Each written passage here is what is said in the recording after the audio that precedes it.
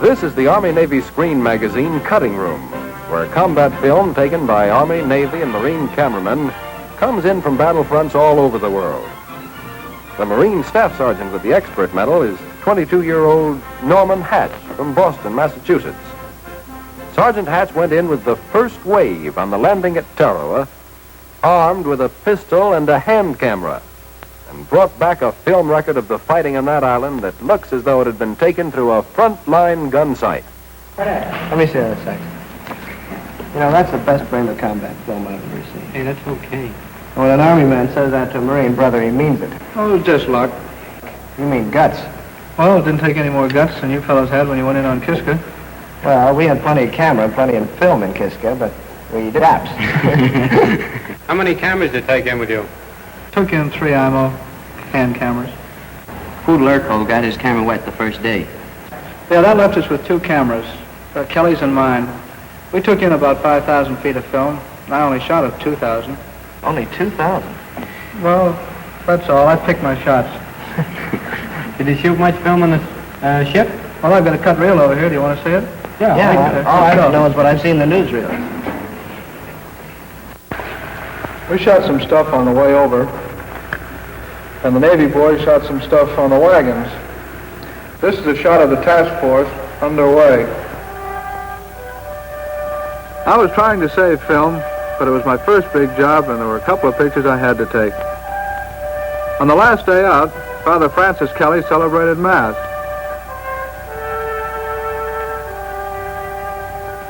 "24 hours later, a lot of those fellows were dead. A Navy steward baked a cake, and the frosting had a big laugh, but the warning didn't seem so funny when we hit the beach on the next day. Every Marine in the outfit, including the cameraman, knew as much about the operation as his CO. We were going out to take Bayshore Island, key to an atoll called Tarawa, a move that would drive the Japs out of that part of the Pacific up into their bases in the Marshalls a couple of 100 miles north. D-Day was the 20th of November. The naval bombardment began at 0500. There weren't any Jap airplanes around, but there's a Jap sub out there that the boys kept on the move. One thing I didn't want to take a picture of was a Jap torpedo heading for my boat. Our Army and Navy planes had been pacing the island for 5 days, and it didn't seem as though anyone on Bayshore could have lived through that bombing. And we weren't green. I've served with the Marines for 5 years, and more than half of the task force were veterans of Guadalcanal. But we figured there wouldn't be many live Japs left on the island. Navy men on the wagons took these pictures of the loading of powder charges. I was slated to go in with the first wave, and we were waiting around with the Amtraks. Everybody got a kick out of watching the wagons unload on the target.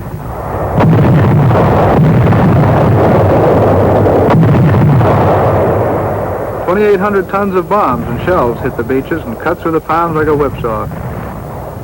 We packed shovels along with us, but we figured we wouldn't have to dig any foxholes, only Jap graves.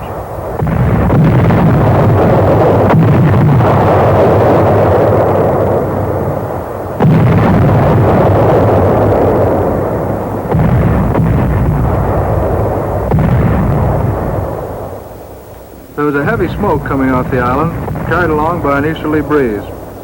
The Japs were still answering our fire when we headed in. The water was choppy. These pictures of the first wave of Amtraks were taken about 1,000 yards from shore.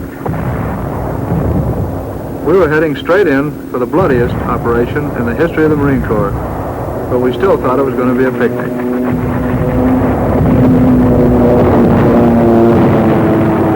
There's a gasoline dump going up. The air support was good. We kept about 100 planes in the sky all the time, blasting and strafing the Japs along the beach.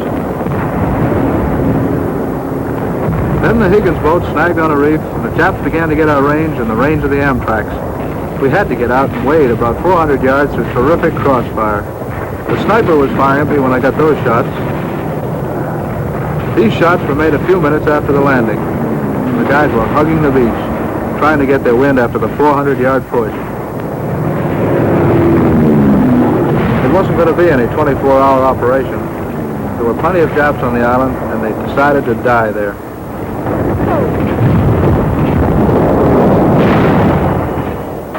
The Japs had spent every day and night for 15 months getting the island ready for a fight.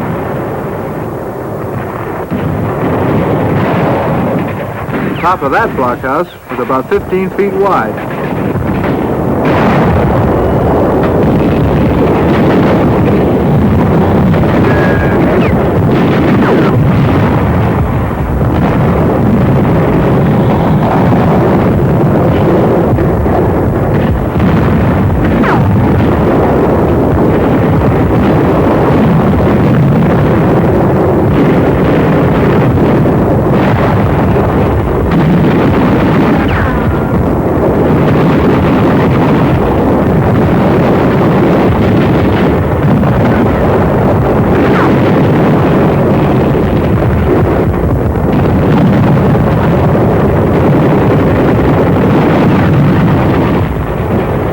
We had the exits covered with machine gun and rifle fire. The Japs kept coming out, trying to knock out the machine gun. There's one of them. That sniper's got a bead on another.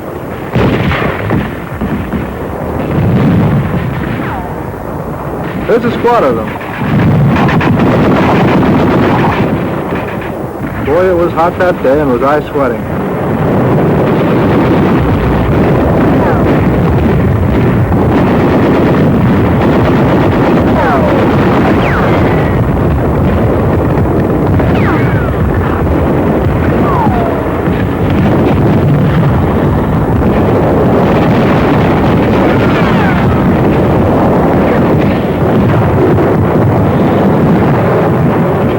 The camera tells the truth, but it doesn't give you any idea of how it smells.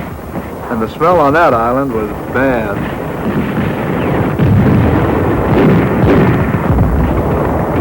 The wounded started going back 6 minutes after we hit the beach. And the stretcher bearers, all members of the shore party, were the unsung heroes of Tarawa. Plenty of them got hit.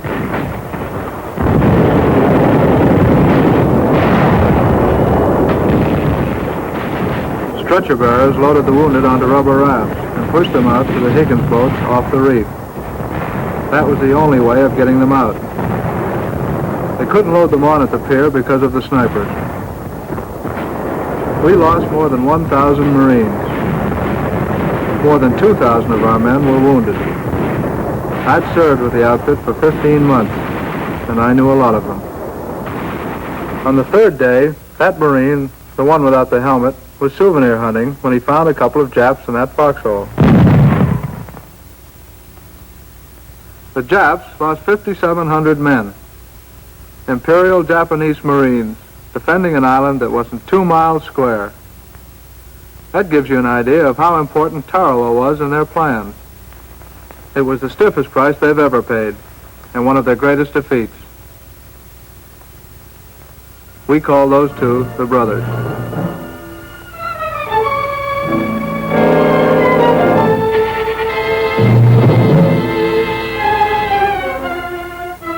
We brought in a few Japanese prisoners for intelligence, no more than a couple of hundred.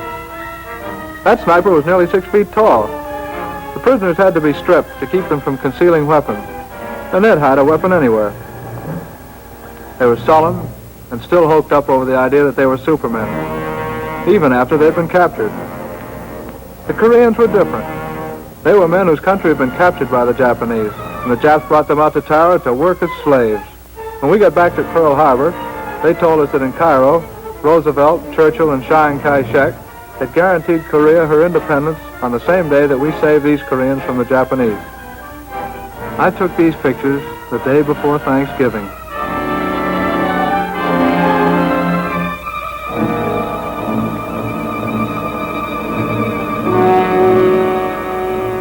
The camera gives you a good idea of the kind of desolation the cracked brains in Berlin and Tokyo have wished on the world.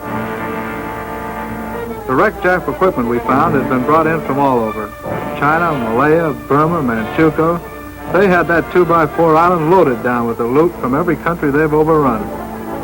They even dragged guns down from the old British fortress at Singapore. But none of it was much good to them after the second day of fighting, with the guns knocked out and the gunners dead.